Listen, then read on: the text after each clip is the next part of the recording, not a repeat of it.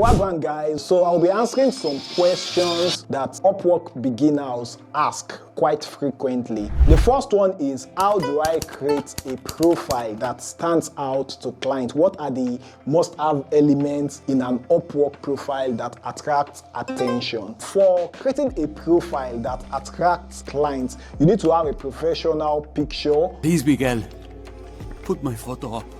And that is amazing. That looks like something irrelevant, but it's actually very important. You don't want to look hungry on your profile picture. It actually repels clients from you. And you need to have things like introduction video. You need to fill every fillable. That means leave no spot unchecked. If you have, although like for me, I still have maybe one spot unchecked actually. I don't have a testimonial from client outside Upwork. It's actually very useful, especially for people who don't have review on their profiles yet, because review is another important part of your Upwork profile. I have actually spoken about how to get reviews in some other videos, so I won't do that here. Okay, so I'm just answering the question briefly. So those are the things that we'll talk about for now. Okay, so let's move on to the next question. What skills or niches are in high demand on Upwork? Should I focus on specific niche, or can I offer multiple services as a beginner? Oh, this question. Oh yes, you can actually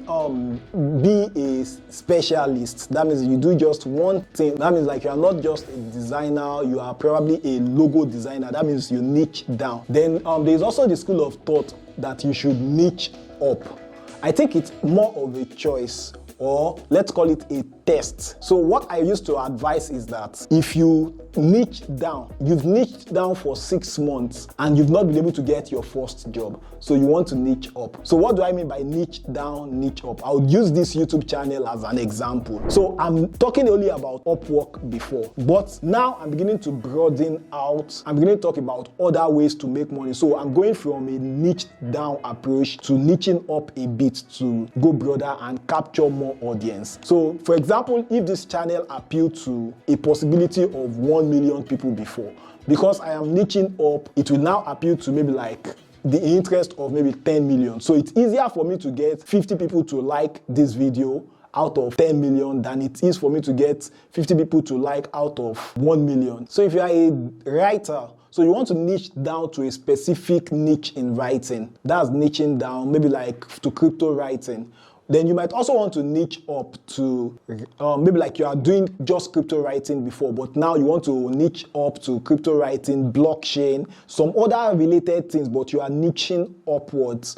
So that is okay. So whether you niche down or niche up, it's your choice, and it's about testing. When you try one and it doesn't work, you want to try the other. So that's what I typically recommend. Let's move on to the next question. How do I write a proposal that grabs client attention? What should I include to make my proposal more compelling and less likely to be ignored? When it comes to proposal is a 4-unit course. I can't answer it just briefly and cover everything. I have made maybe like 2 or 3 videos about proposal writing. I made video about how to write proposals with AI. And I think I've made some other videos about proposals, so you can check them out. But let me just answer briefly. So my own perspective of writing a proposal that is compelling is, first, you appeal to the client's conscience. That means like you want to speak to the client. You don't want to sound like an AI or like a robot to the client. You can use AI for it, but you shouldn't sound like an AI or a robot to your prospective client. Then number 2, you want to give the client as much value. You are convincing the client that you can give the client value, because clients are selfish, not selfish in the bad way, but self-interested, like I think Adam Smith put it. So clients care only about themselves in the real sense of it. So when you're writing your proposals, you're writing it from the perspective of how your skills, how your expertise can help your prospective clients solve their problems. So if you write your proposal from that perspective, it will help you. But a lot of people are also writing good proposals that way. But another thing about proposal is that you don't want to like use same proposal, copy and paste it for every job. That is one sure way that your proposal will not be compelling, and your chances of getting a job is way lower that way if you are not tailoring your proposal specifically for the job. And that is why, like most times, for me now, sometimes I write just maybe 2 proposals a week or 3 proposals a week, or sometimes maybe one proposal a week, depending on how hungry I am for jobs that week. Then talking about proposals, including things that other people don't include. For example, many freelancers don't use Loom videos for their proposals. You can have that in your proposal, so it will stand you out. Many freelancers used to attach their files to proposals. So attaching files to proposals won't be as effective because some clients will be skeptical about downloading the file to their laptop and getting virus, or even like the pain of waiting for it to download and all of that.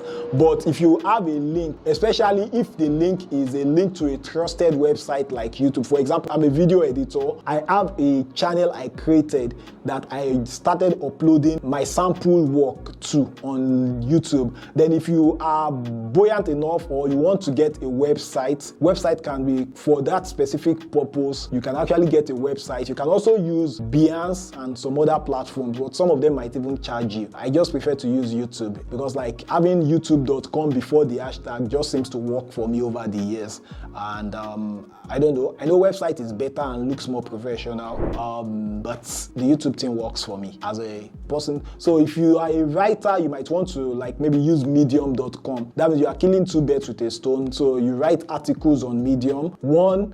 Medium will get to pay you if you meet their criteria, and you would also be able to use that Medium platform. You can send a link to your Medium to prospective clients, but just ensure that you don't have your contact information on your Medium. Although I don't have my contact information on my Medium, so Upwork will not flag me for referring people to Medium, like to check out my profile. So please, you might want to check that out more to see if it's accepted. And yeah, you can actually do all that right. One other thing to note is that when you send proposals, the proposal can be viewed by the client and might not be viewed by the client. So if you send a good proposal and it is not viewed by the client, it still doesn't make a difference whether it's good or bad. And that's why you want your proposal viewed by the clients. And that's why most times there's this part of Upwork when you want to apply for a project. How early has the project been created? Was it 4 months ago and you are just applying now? Don't bother applying. How many people have applied to the project before you? 50 people? Oh no, don't bother applying. Do you understand? Like most times I want to apply to projects that have maybe like less than 5 people who have applied to them, less than 5 people who have applied to the job, and it was maybe posted less than a day ago or 2 days. If it has less than 5 people and it has been, in short, like if it has less than 5 people and it is just posted within 30 minutes, I don't apply for it. I wait for a project that has stayed for 3 hours, 4 hours, or a day, and it still has less than 5 people that have applied for it. That way I can be sure that there's a low likelihood that that project is going to get to maybe like a 50 proposals. There might be something. Most of those kind of projects used to have stringent conditions, and if luckily for me I can meet that. For example, a video project needed somebody to edit a poker video, and I have learned how to play poker for another project I did, so I can actually apply for the job that other video editors are running from. So there's a high likelihood that I'm going to get the job. The kind of job you will send the proposal to also matters. I'll see you.